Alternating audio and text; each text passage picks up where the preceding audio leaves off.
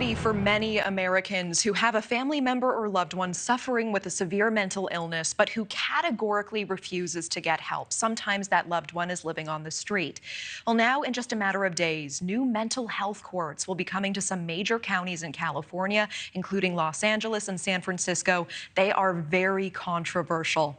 They will be called civil care courts, and it allows people like family members or first responders to ask a county judge to order someone with a specified disorder like schizophrenia into treatment, even if they're not homeless, even if they have not committed a crime, and even if they don't want to go.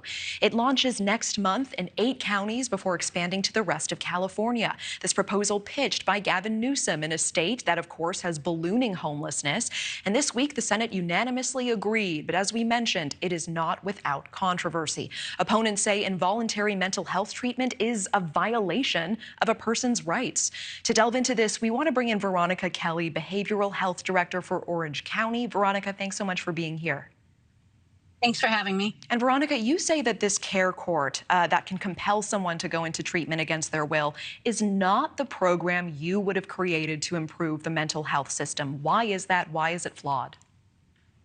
Well, I wouldn't say that it's flawed. I think that care is simply another tool in the toolbox that clinicians have to assist us to get someone who has an untreated mental illness into treatment. We already have tools that allow us to compel somebody into treatment, and those tools in California reside with someone being defined as having a grave disability. Yeah. And so that already exists on the books. So this is just one additional way for a person who is experiencing, serious mental illness to come to the attention of the county and receive care.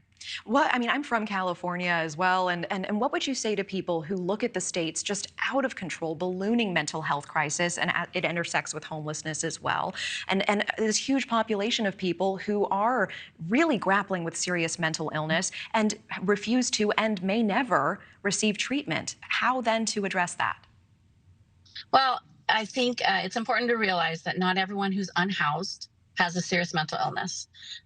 Not everyone who's unhoused has a serious emotional disturbance. And so this act really is looking at people who have the highest level of acuity, so someone who has an untreated disorder such as schizophrenia, and attempts to connect with them. CARE stands for Community Assistance, Recovery, and Engagement. And so the focus is on engaging somebody into treatment.